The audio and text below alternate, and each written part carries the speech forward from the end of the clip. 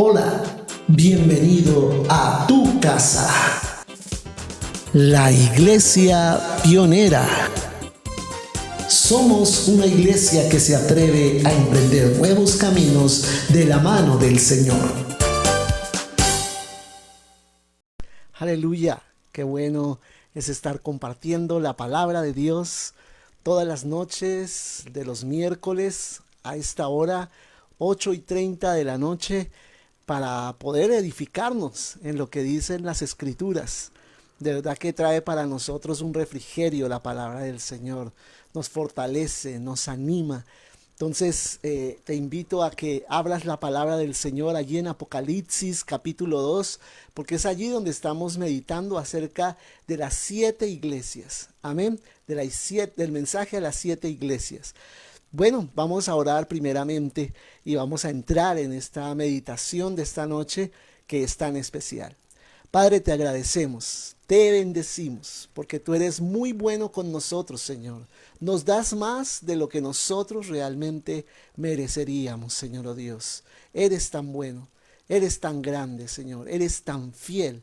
Oh Señor, permítenos recibir, Señor, esta palabra con amor, con expectación, Señor, con fe en nuestro corazón y sobre todo, Señor, oh Dios, que cada cosa que nos es revelada podamos nosotros empezar a caminar en ella y empezar, Señor, oh Dios, a vivir de acuerdo a tu voluntad, Señor, para empezar a ver en nosotros también fruto, empezar a ver resultados maravillosos de la obra que hace tu Espíritu Santo a través de tu palabra en nuestra vida, en nuestro corazón, en nuestra conducta y también en nuestra familia, en medio de aquellas personas que nos rodean, Señor.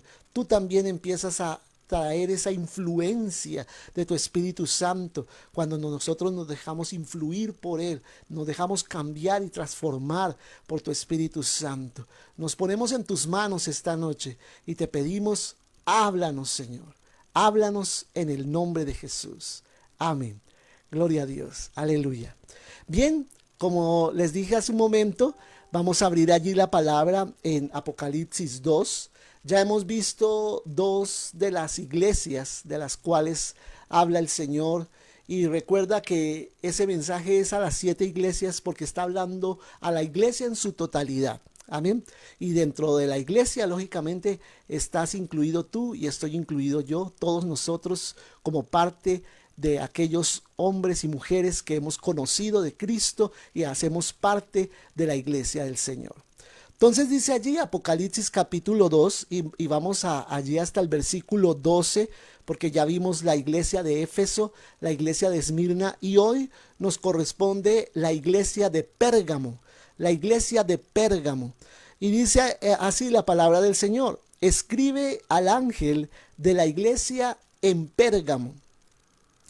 Pérgamo es una ciudad en el tiempo de los apóstoles, una ciudad que no era tan comercial como hablamos acerca, por ejemplo, de Éfeso, hablamos acerca de Esmirna, que tenía un puerto tan importante, pero Pérgamo no.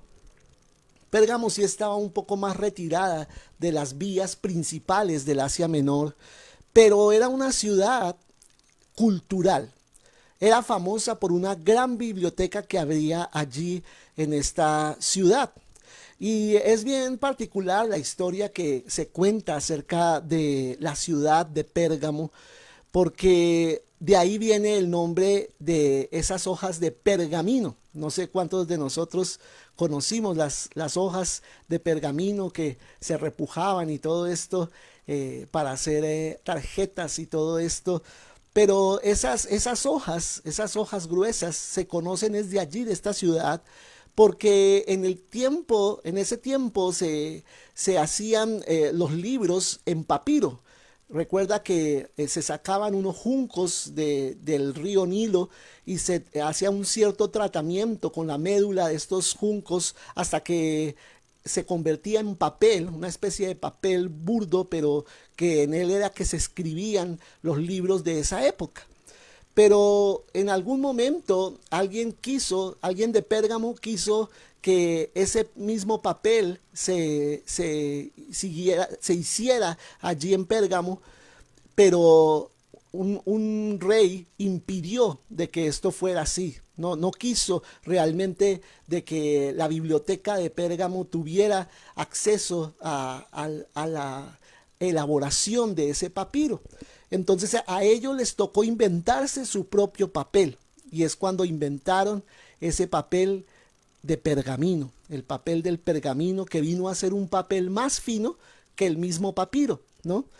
Entonces, de ahí viene el nombre de ese papel, porque fue hecho en la ciudad de Pérgamo.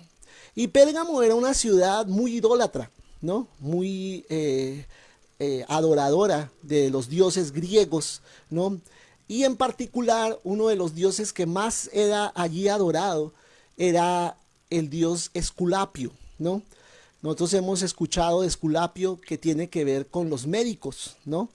Con los doctores, con la medicina, y el símbolo de ese dios era una serpiente, ¿no? Era una serpiente. Por eso nosotros encontramos en la medicina una espada y una serpiente, porque tiene como que evoca ese dios pagano de Esculapio, que tenía que ver con los enfermos, con la sanidad, ¿no? Con todo lo que tenía que ver con esta parte en la sociedad, y más que todo en la sociedad griega. Entonces, todo esto nos da a nosotros como un trasfondo del por qué el Señor habla a la iglesia de Pérgamo. ¿Y qué es lo que le dice? El que tiene la espada aguda de dos filos dice esto, ¿no? El que tiene la espada aguda de dos filos dice esto. ¿Y por qué empieza hablando de la espada? Porque a Pérgamo los romanos le habían dado la autoridad de poder ejecutar a aquellas personas que iban en contra del imperio, que transgredían la ley.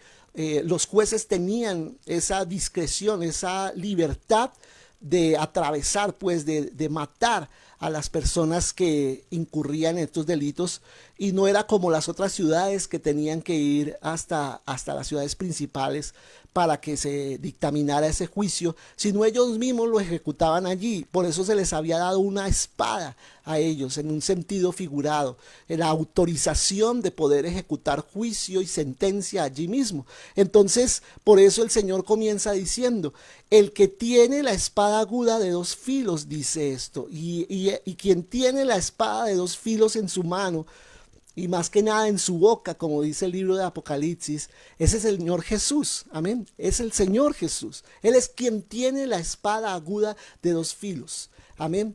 Aquel que puede cortar, aquel que puede ejecutar la justicia del Señor, la justicia del Padre. Amén. Y a eso se refiere, el que tiene la espada aguda de dos filos. El Señor Jesucristo dice esto. Entonces comienza el versículo 13 diciendo: yo conozco tus obras. Amén. Recuerda que siempre empieza el Señor diciendo a la iglesia: conozco lo bueno que has venido haciendo, pero tengo unas pequeñas cosas que quiero resaltar, que quiero hacerte ver que debes corregir. Amén. Recuerda que el mensaje de la iglesia anterior no tenía nada que reprocharle al Señor, que era la iglesia de Esmirna, pero muy pocas de las 7 iglesias tuvieron ese privilegio. Pérgamo también tenía algunas cosas que el Señor tenía que resaltar, que tenía que hacerle ver. Y recuerda siempre la diferencia entre convicción y condenación. El diablo, cuando nos viene a condenar, y quiero que siempre recuerdes eso en tu mente y en tu corazón, siempre que nos viene a condenar el diablo, generaliza. Siempre él habla de todas las cosas malas que hemos hecho, y entonces nos dice: si ves que tú no sirves para nada, si ves que esto, si ves que aquello, y empieza el diablo a generalizar y a hacernos ver como que somos personas descalificadas para todo. Pero cuando viene Dios a convencernos, siempre Él se refiere a una cosa en particular. No se refiere a todo en general, sino señala específicamente en qué nos estamos equivocando, qué es lo que debemos corregir. Y entonces el Señor, con el mismo Espíritu Santo, nos ayuda para corregir esto y poder seguir adelante. Amén. Esa es la gran diferencia entre la condenación del diablo y la convicción del Espíritu Santo. Y viene el Señor y le dice, yo conozco tus obras, dónde moras, ¿sí? Conozco tus obras y conozco dónde moras. Y dice, ¿dónde está el trono de Satanás? Amén.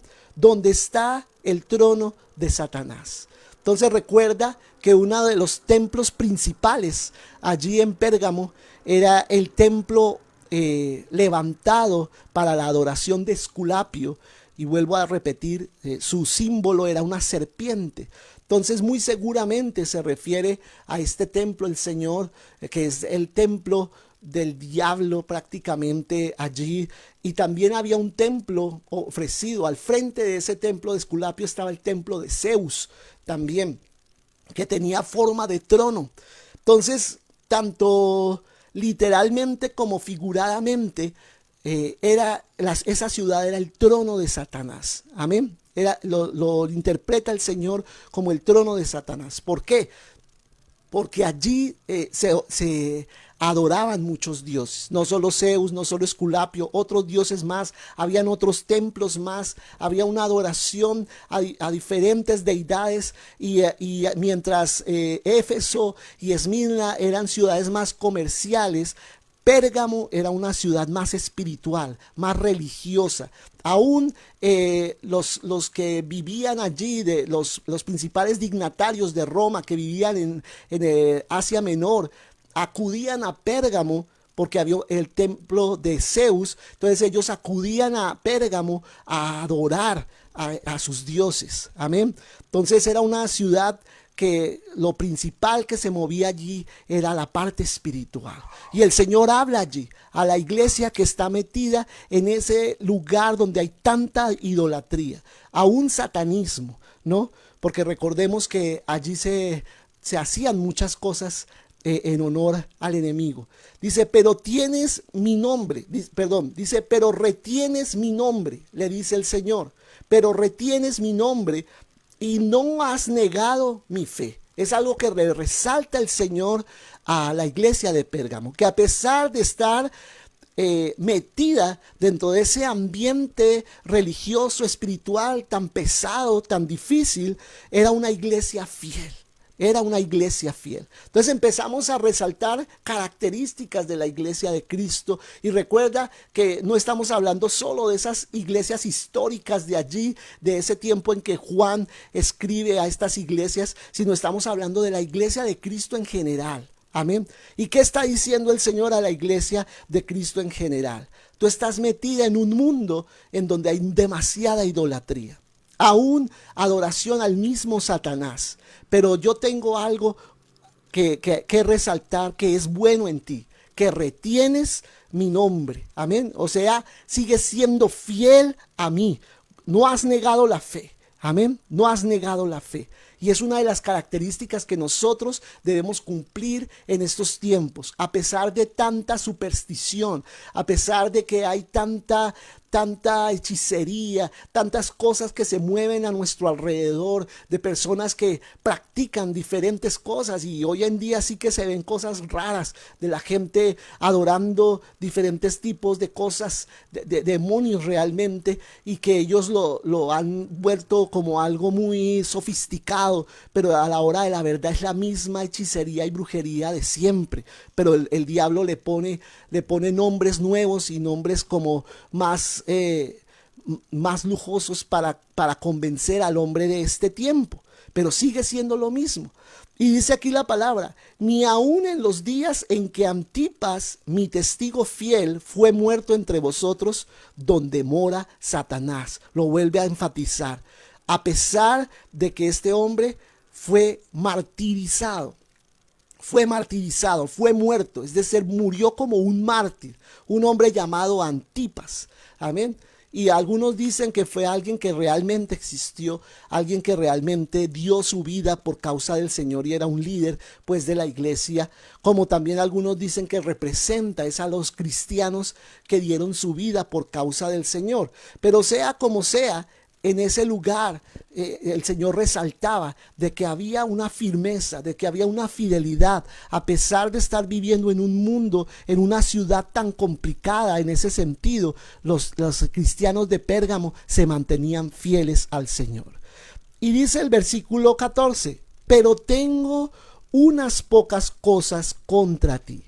Y aquí nosotros nuevamente nos volvemos a enfocar en lo que el Señor hablaba allí también a Éfeso, que tienes ahí a los que retienen la doctrina de Balaam, ¿no?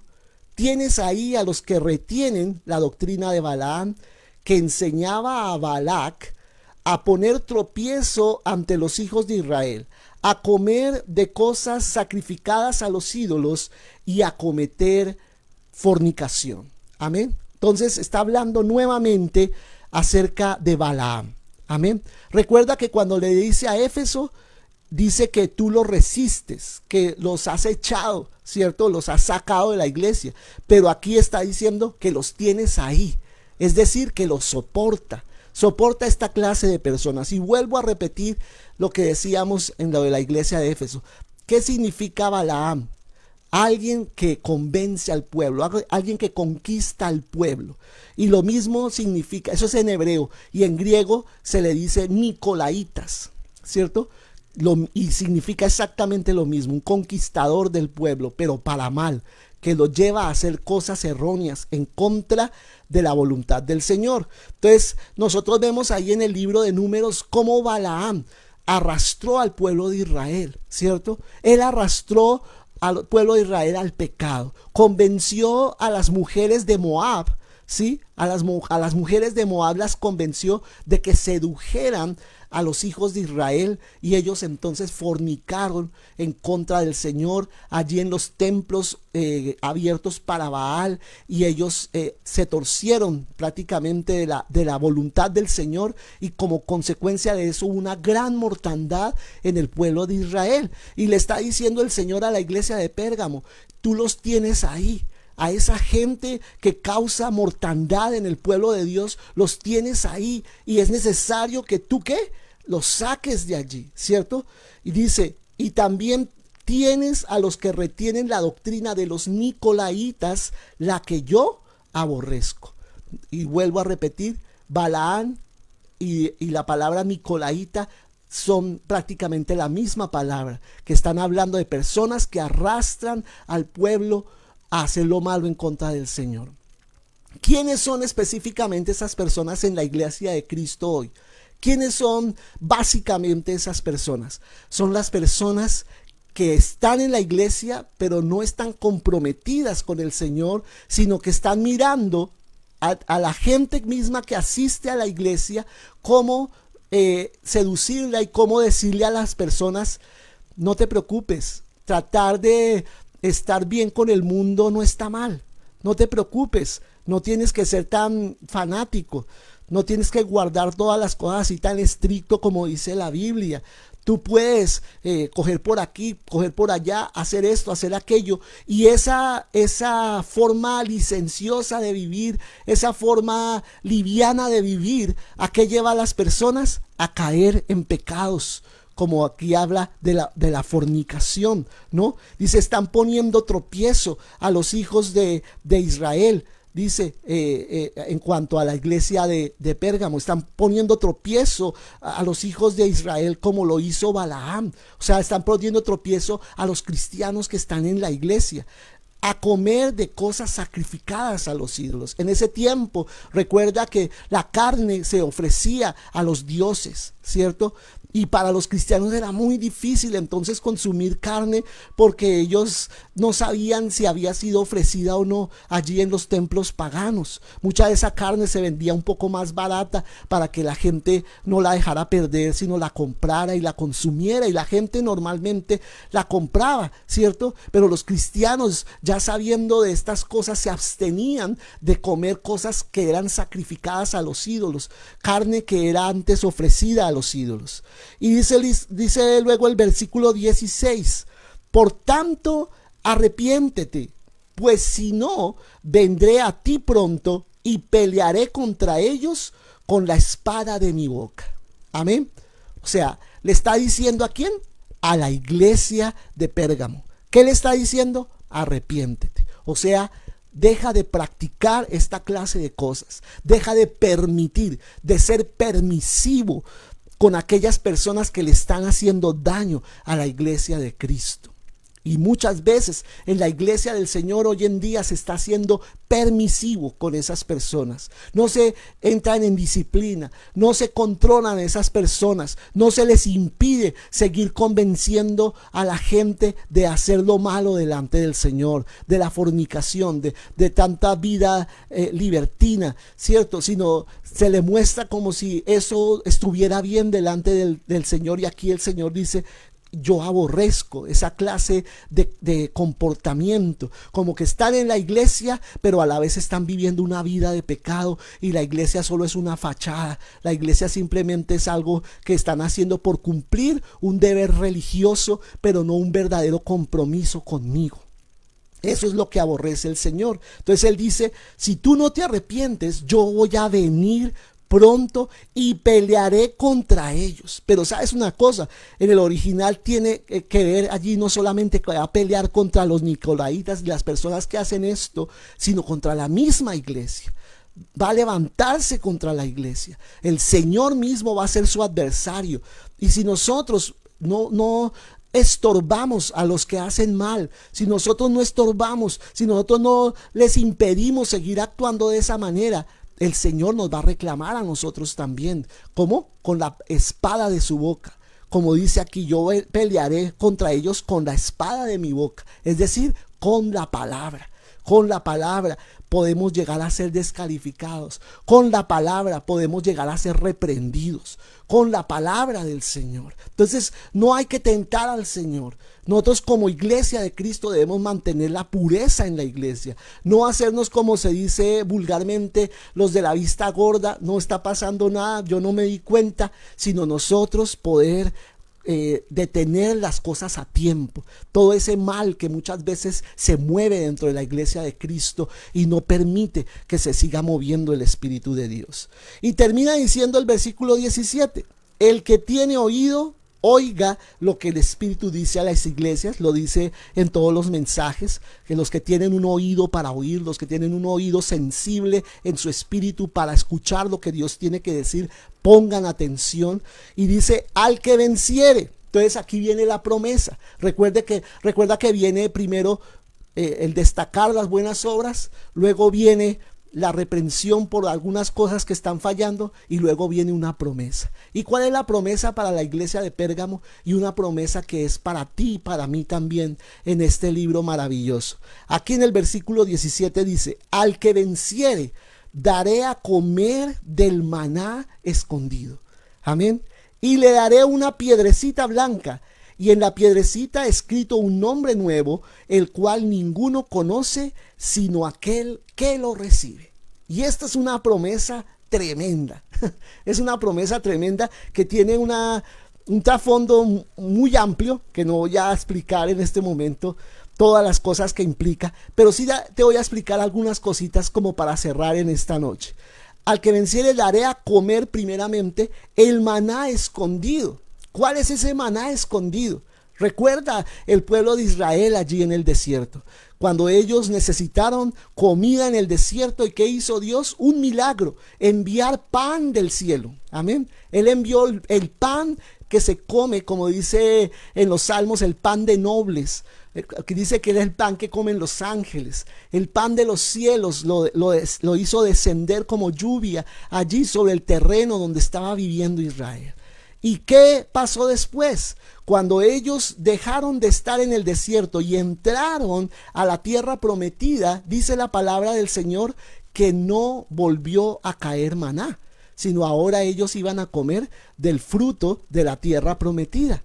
Pero ellos no se olvidaron del maná, sino que dice la palabra que tomaron un tazón, tomaron como una taza, un recipiente, y allí guardaron de ese maná y lo escondieron en el arca de la presencia del Señor. Aleluya. Escondieron allí el pan del cielo y allí se mantuvo junto con las tablas de la ley y la vara de Aarón que floreció.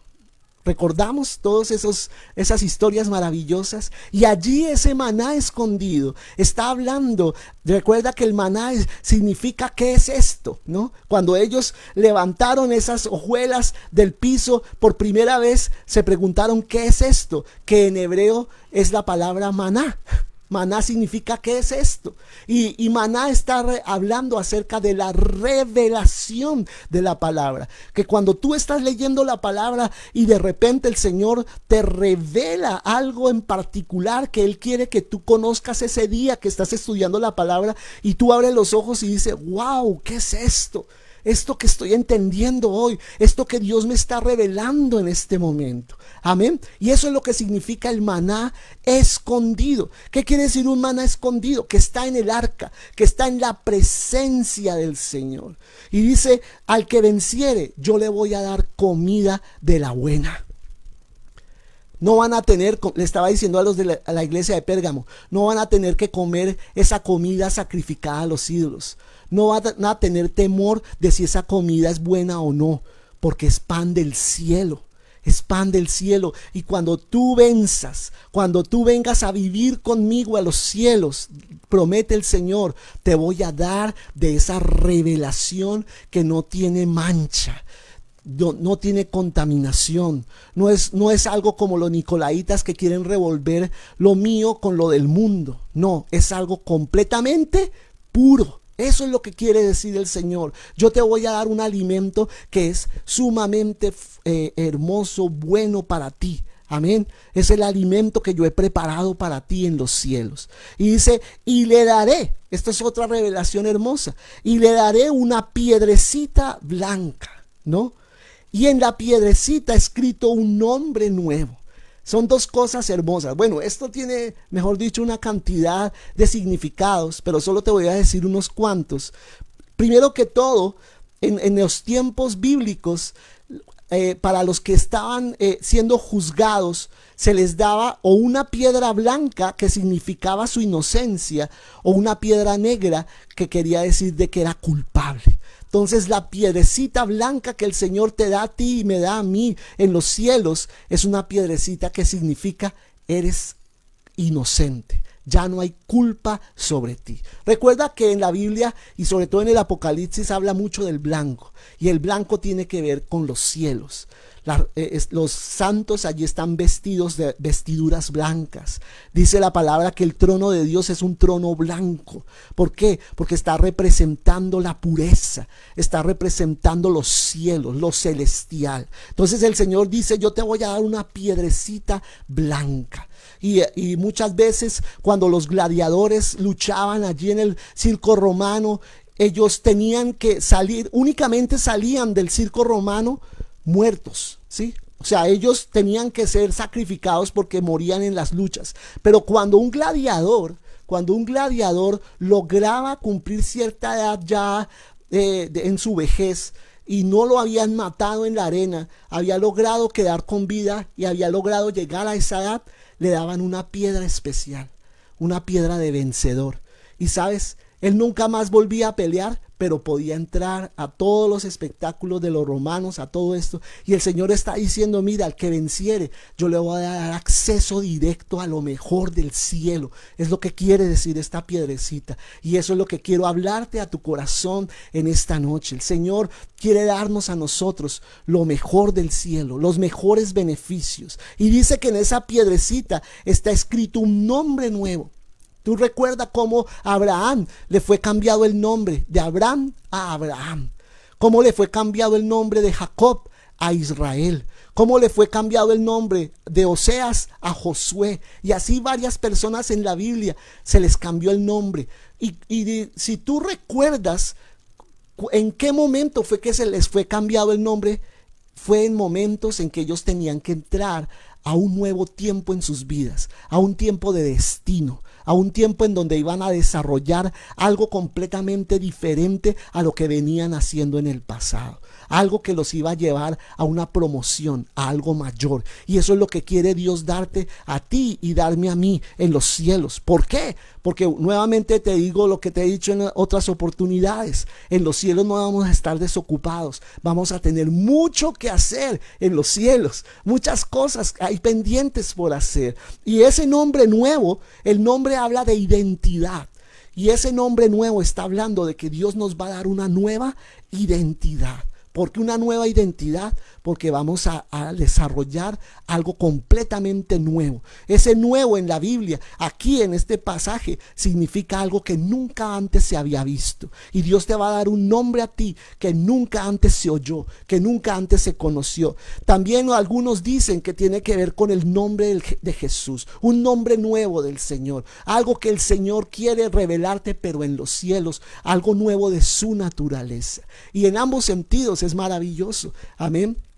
Tanto una nueva identidad como una revelación fresca y más profunda de quién es nuestro Señor, el cual dice, ninguno conoce sino aquel que lo recibe. Entonces te dejo esta palabra hermosa, ¿no?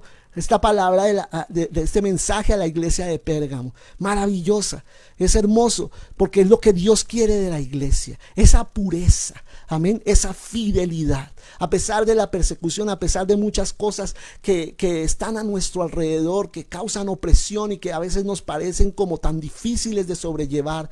Allí mantengámonos fieles con la ayuda del Espíritu Santo y el Señor nos va a ayudar a mantenernos fieles para Él. Amén. Yo te invito a que cierres tus ojos allí. Vamos a orar y vamos a darle gracias al Señor por esta palabra en esta noche. Señor, gracias. Gracias por tu revelación. Gracias por tu hermosa palabra, Señor. Gracias por revelarnos estas cosas que hay allí para nuestro bien, para nuestro beneficio. Sí, Señor, sabemos que estamos haciendo cosas buenas, nos está yendo bien en ciertas cosas, estamos siendo obedientes en ciertas cosas, pero en unas pequeñas cosas también hay cosas en las que nos equivocamos, Señor. Nos estamos equivocando y tú, Señor, vienes con tu Espíritu Santo a mostrarnos en dónde nos estamos equivocando, en dónde estamos fallando, no solo para recriminarnos, no solo para mortificarnos, no solo para hacernos sentir culpables y condenados, sino para traer convicción a nuestro corazón y con la ayuda de tu Espíritu Santo limpiar estas cosas y ser mejores en todo sentido. Padre, nosotros queremos que la iglesia de Cristo en este tiempo sea mejor.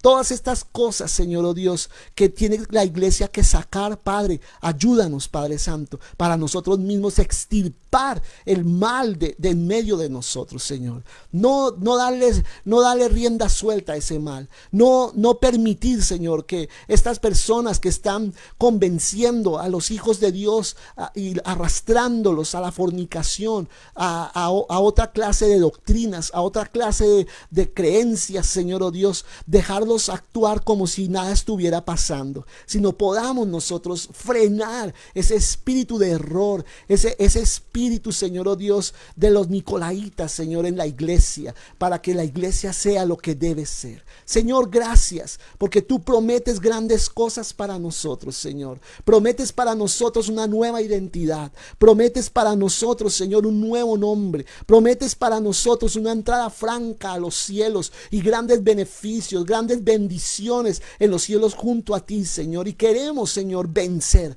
No ser de la iglesia que fracasa, sino de la iglesia vencedora. La iglesia que vence y reclama las promesas. Reclama aquellas cosas que fueron heredadas, que fueron prometidas, que fueron escritas para nosotros como iglesia, Señor Dios. Te doy gracias, Padre Santo, por cada uno de mis hermanos, Señor. Tú conoces la lucha de cada uno y la lucha, Señor, que tienen allí en sus casas, que tienen en los lugares de trabajo, en sus barrios, en los lugares donde ellos se desenvuelven, y la gente que sí quiere de Dios y otros que quieren apartarlos del Señor. Yo te pido que guardes sus vidas, que les guardes en fidelidad, para que cada uno te podamos ver a ti en los cielos, Señor. Te agradecemos, Padre, Padre, por tu amor, tu misericordia y por mantenernos, Señor, oh Dios, por tu gracia, parados aquí en fidelidad delante de ti. Gracias, Señor, en el nombre de Jesús. Amén. Gloria al Señor. Aleluya. Me alegra que estés allí, me alegra que hayas recibido esta palabra. Espero que sea de edificación para tu vida.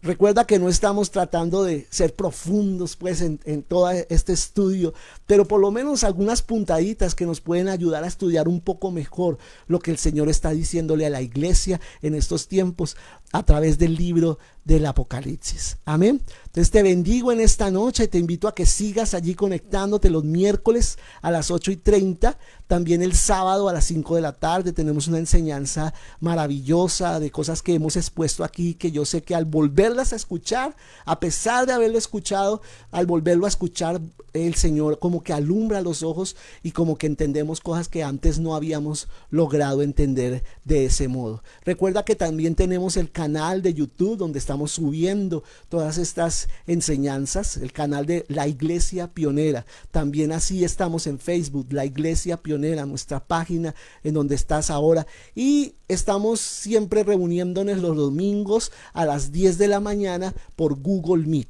Amén. Entonces, mis hermanos, les envío un abrazo grande. Espero que estén con nosotros compartiendo todas estas transmisiones y puedan ser bendecidos por la palabra y por el Espíritu Santo. Les bendigo en esta noche y que descansen y estén siendo fortalecidos y bendecidos por el Señor continuamente. Amén. Bendiciones. Chao.